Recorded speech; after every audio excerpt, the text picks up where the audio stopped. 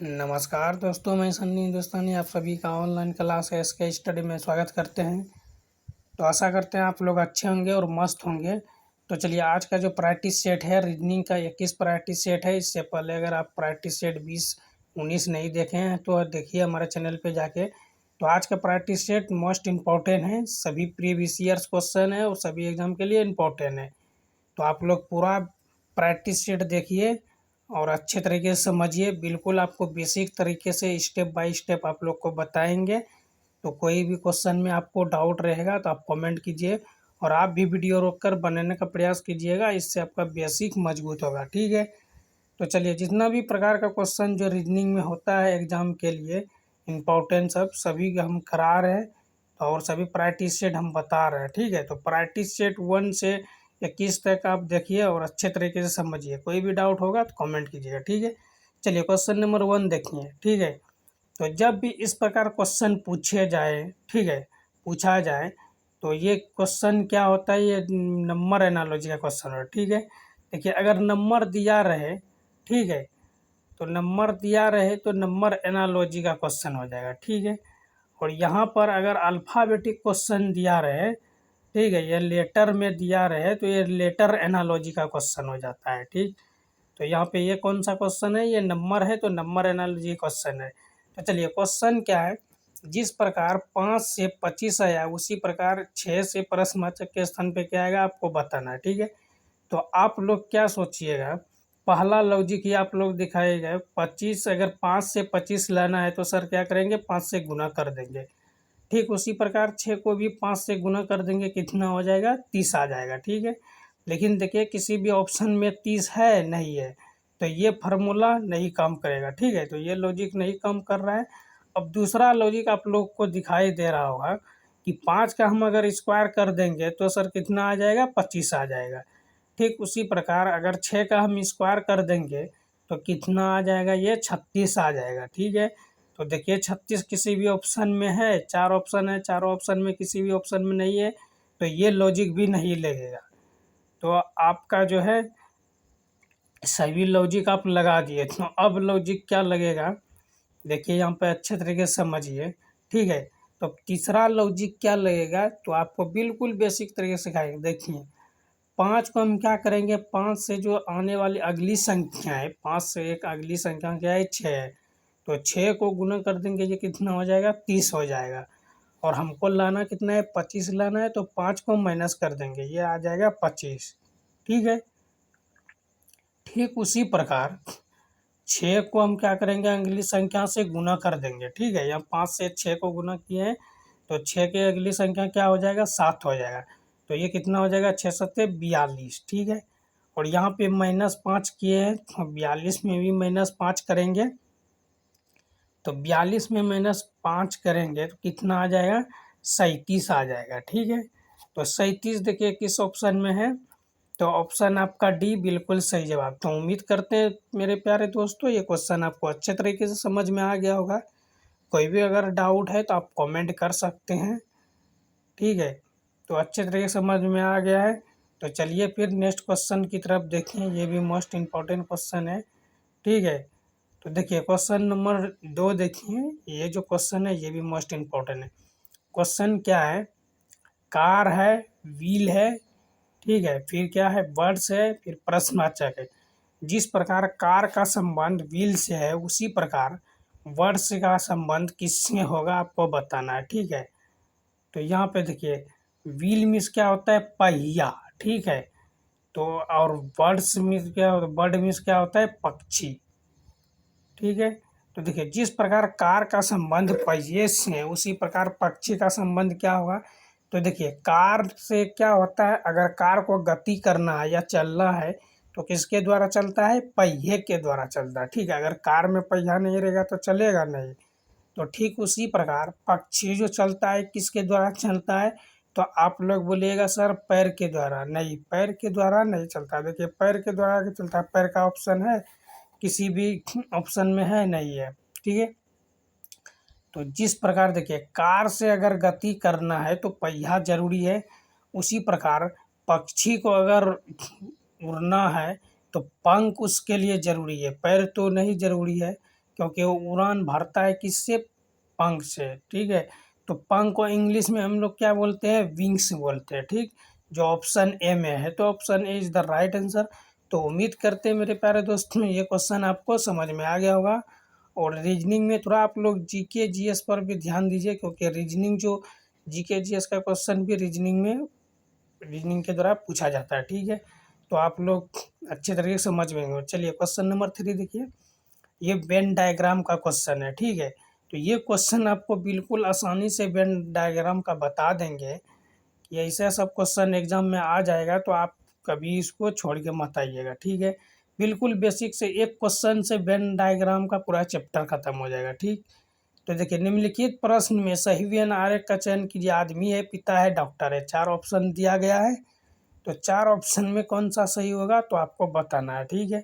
तो सबसे पहले हम लोग क्या करते हैं, इसमें लॉजिक क्या लगता है, वेन आरेख या वेन डायग्राम का अगर क्वेश्चन कभी भी एग्जाम में आप बनाइएगा, तो इसमें लॉजिक क्या देखना पड़ेगा, इसमें संबंध देखना पड़ेगा, ठीक है। तो देखिए, जितना भी आदमी है सभी पिता होता है। तो देखिए, आदमी जितना भी है सभी पिता होता है। तो देखिए, आदमी का जो जितना भी आदमी है, ठीक है, तो सभी पिता होता है, ठीक है। जितना भी पिता है क्या सभी डॉक्टर होता है, नहीं। किसी का पिताजी किसान होता है, किसी का पिताजी मजदूरी करता है। तो सभी पिताजी जो है ये डॉक्टर नहीं हो सकता है, ठीक। अब इधर से चलिए, तो जितना भी डॉक्टर है सभी पिता हो सकता है, नहीं, ऐसा भी नहीं हुआ, क्योंकि कितना ऐसा डॉक्टर होता है उसका शादी वो करबे नहीं करता है, ठीक है। तो सभी डॉक्टर पिता नहीं हो सकता है, ठीक। अब देखिए, पिता से आदमी का तुलना कीजिए, सभी पिता जो है आदमी हो सकता है, हाँ हो सकता है, ठीक है। तो यहाँ पे क्या संबंध क्या निकल के आ रहा है, निष्कर्ष क्या निकल के आ रहा है। अब देखिए, डॉक्टर से डायरेक्ट आदमी के तुलना देखिए, जितना भी डॉक्टर है सभी आदमी हो सकता है, हाँ हो सकता है, ठीक है। तो आदमी के अंदर ही पिता और डॉक्टर आता है, ठीक है। तो देखिए, ये हो गया आदमी का डायग्राम। और यहाँ पे देखिए, कुछ जो है पिता डॉक्टर होता है, ठीक है। तो यहाँ पे पिता हो गया, कुछ पिता डॉक्टर होता है, सभी पिता डॉक्टर नहीं होता है, ठीक है। तो डायग्राम इस प्रकार बनेगा। ये डायग्राम किस में है, option C is the right answer. तो उम्मीद करते हैं मेरे प्यारे दोस्तों ये क्वेश्चन आपको अच्छे तरीके से समझ में आ गया होगा वेन डायग्राम का। तो ऐसे सब क्वेश्चन अगर एग्जाम में पूछ देगा तो आप लोग घबराने का ज़रूरत नहीं है, और अच्छे तरीके से सोच समझ के आंसर करके आइएगा, ठीक है। चलिए देखिए क्वेश्चन नंबर 4 देखिए, ये भी मोस्ट इम्पॉर्टेंट क्वेश्चन है, और ये क्वेश्चन भी वेन डायग्राम का क्वेश्चन है, ठीक है। तो क्वेश्चन क्या है, निम्नलिखित प्रश्न में सही वेन आरेख का चयन कीजिए, ठीक। तो यहाँ पे देखिए, मेज है, कछुआ है, फर्नीचर है, ठीक है। तो आपको भी यहाँ पे संबंध देखना पड़ेगा कि यहाँ पे संबंध क्या देखना पड़ेगा, मेज क्या होता है, मेज जो होता है वो कछुआ होता है, नहीं, ठीक है। तो मेज का संबंध कछुए से नहीं है, क्योंकि मेज क्या होता है, ये फर्नीचर के अंतर्गत आता है, ठीक है। तो फर्नीचर के अंतर्गत मेज आता है, क्योंकि फर्नीचर मेज जो है टेबल है, तो ये फर्नीचर के अंतर्गत आता है। लेकिन कछुआ क्या है, कछुआ फर्नीचर के अंतर्गत आता है, नहीं आता है। अब इधर से चलिए देखिए, फर्नीचर जो है सभी फर्नीचर कछुआ होता है, नहीं। तो फर्नीचर के अंतर्गत कछुआ आता है, नहीं। तो कछुआ के अंतर्गत मेज आता है, नहीं, ठीक है। तो ये आपको अच्छे तरीके से समझ में आ गया कि किसका किससे संबंध है, ठीक है। तो देखिए यहाँ पे देखिए डायग्राम हम किस प्रकार इसको बनाएंगे। फर्नीचर जो है, फर्नीचर के अंदर मेज आता है, ठीक, लेकिन कछुआ इन दोनों से हट के रहता है, ठीक है। तो कछुआ पानी में रहता है, और ये जो है पानी वाला जीव है, ठीक है। और मेज जो है, ये मेज टेबल, ये फर्नीचर के अंदर आता है। तो फर्नीचर के अंदर मेज आएगा, ठीक है, फर्नीचर के अंदर मेज आएगा और कछुआ अलग होगा। तो कुछ इस प्रकार डायग्राम होगा, इस प्रकार डायग्राम ऑप्शन डी में है। तो ऑप्शन डी इज द बिल्कुल राइट। तो उम्मीद करते हैं मेरे प्यारे दोस्तों ये क्वेश्चन आपको अच्छे तरीके से समझ में आ गया होगा। कोई भी आपको डाउट है तो आप कमेंट कर सकते हैं, अदरवाइज चलते फिर नेक्स्ट क्वेश्चन की तरफ। ठीक है, देखिए क्वेश्चन नंबर 5 देखिए, ये भी मोस्ट इम्पॉर्टेंट क्वेश्चन है। क्वेश्चन क्या है, ये जो है मिसिंग नंबर का क्वेश्चन है। और ऐसे सब क्वेश्चन शॉर्ट ट्रिक बहुत बताए हैं शॉर्ट वीडियो में, तो आप लोग देखे होंगे।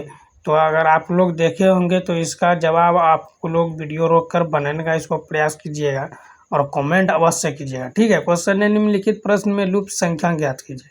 तो यहाँ पे लुप्त संख्या है, इसको ज्ञात करना है। तो इसमें स्टार बना के देखिए, इसका फार्मूला होता है मिसिंग नंबर का। ठीक है, तो मिसिंग नंबर का फार्मूला क्या होता है, जब भी इस प्रकार वर्ग में अगर क्वेश्चन दिया रहे मिसिंग नंबर में, ठीक है, तो हमको इसमें देखना पड़ेगा जिधर बड़ी बड़ी संख्या दिया रहे, ठीक है, जिधर बड़ी बड़ी संख्या दिया है उधर हमको सॉल्व करना है, या फिर छोटी छोटी संख्या से बड़ी संख्या की ओर जाया जाता है तो उधर की ओर और हमको सॉल्व करना है। ठीक है, या फिर स्क्वायर क्यूब करके हमको देखना पड़ेगा। ठीक है, तो ये 3 लॉजिक हुआ, ये मान के चलिए ये फार्मूला हुआ 3।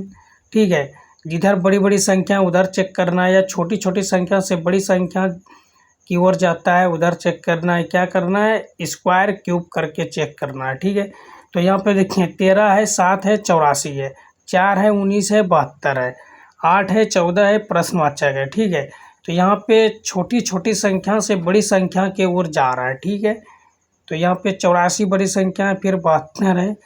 तो छोटी छोटी संख्या से अगर बड़ी संख्या की ओर जाता है तो हम इधर से सॉल्व करेंगे। तो इसमें हमको क्या करेंगे, हम तो स्क्वायर या क्यूब करके हमको चेक करना पड़ेगा। क्या करना पड़ेगा, स्क्वायर या क्यूब। ठीक, तो हमको ऊपर से सॉल्व करना पड़ेगा। तो चलिए 13 और 7 को हम क्या करेंगे, हमको 84 प्राप्त हो जाएगा। तो देखिए यहाँ पे 13 को हम क्या करेंगे, तो यहाँ पे देखिए 13 से एक यहाँ पे 12। ठीक है, 13 से एक कम क्या लेंगे, 12, तो बरसते 84 हो गया। ठीक है, तो ठीक उसी प्रकार यहाँ पे क्या करेंगे, ठीक है, तो यहाँ पे 4 है। ठीक है, तो 4 है, यहाँ पे देखिए एक 19 है, 19 को एक कम लेंगे तो 18 से हमको करना पड़ेगा। ठीक है, तो 18 को 4 से गुना करेंगे तो ये 72 आ जाएगा। ठीक, तो यहाँ पे संख्या जो बड़ी संख्या है उसको एक कम किया गया। ठीक, जैसे 13 बड़ी संख्या है तो एक कम किए, 12 से गुना किए, फिर 19 बड़ी संख्या है तो 18 से गुना किए। ठीक उसी प्रकार 14 जो है बड़ी संख्या, इससे एक कम 13 से हम गुना करेंगे और 8 में गुना करेंगे। तो 13 को 8 से गुना करेंगे, कितना हो जाएगा, 13 8 74 से 104 आ जाएगा। और ऑप्शन किस में है, option A is the right answer. तो उम्मीद करते हैं मेरे प्यारे दोस्तों ये क्वेश्चन आपको अच्छी तरीके से समझ में आ गया होगा। कोई भी डाउट है तो आप कमेंट कर सकते हैं। तो मिलते हैं फिर नेक्स्ट वीडियो में, तब तक के लिए जय हिंद, जय भारत।